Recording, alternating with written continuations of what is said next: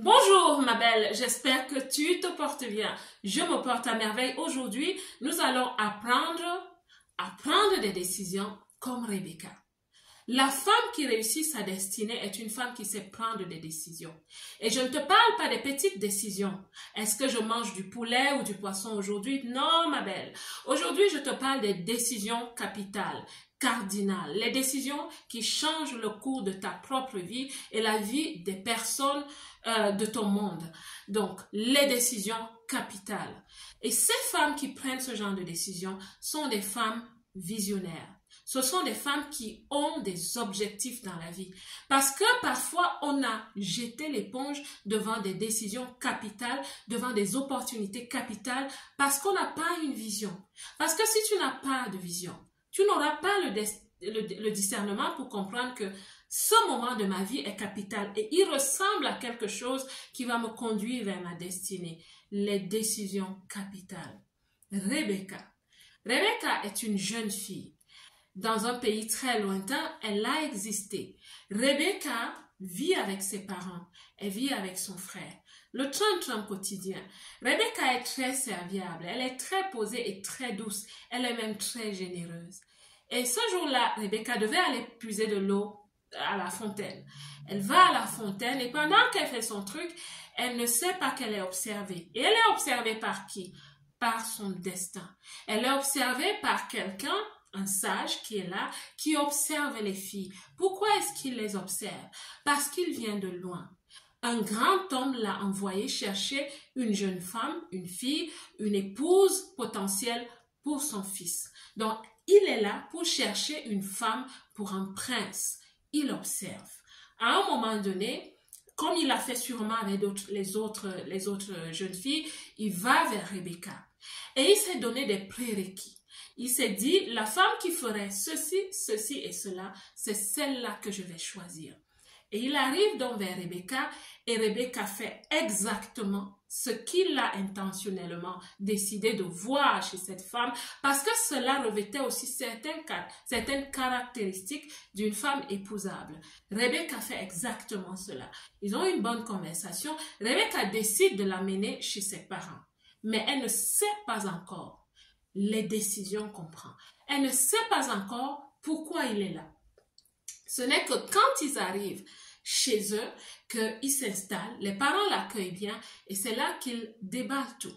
Alors il commence à leur dire pourquoi il est là et qu'il a remarqué Rebecca. Il pense qu'il a été divinement inspiré pour choisir Rebecca. Il offre des cadeaux et tout.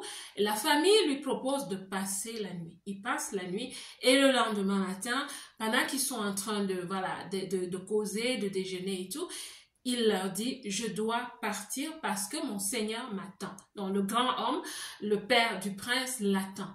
Et c'est là où la mère de Rebecca et son frère lui disent, non, tu ne peux pas partir aujourd'hui, reste encore environ 10 jours parce qu'on veut encore être avec Rebecca et tu pourras partir. Le sage leur dit, non, je dois partir aujourd'hui parce que mon Seigneur m'attend. Et il décide donc d'appeler Rebecca elle-même pour lui demander ce qu'elle en pensait. Rebecca vient et je vais vous dire, quand Rebecca venait, elle ne savait pas ce qui l'attendait. C'est pour ça que je parle des décisions à chaud, les décisions de destinée. Il ne faut pas que tu passes à côté de ta destinée, ma belle.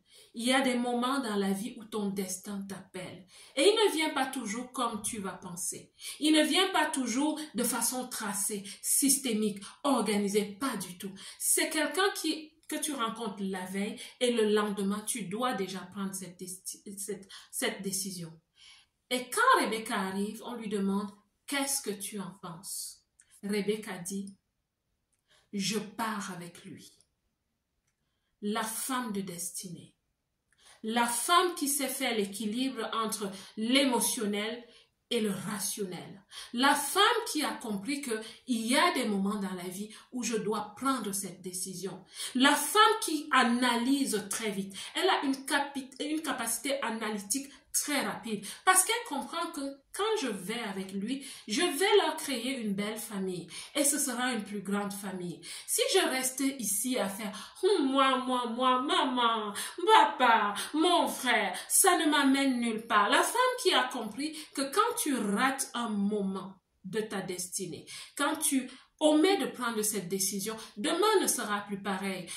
Combien de fois n'est-il pas arrivé, peut-être à toi, ma belle, ou à quelqu'un d'autre, peut-être à moi, d'aller quelque part et de se dire, il y a trop de gens, je viendrai demain. Tu reviens demain, on te dit, l'opportunité est fermée.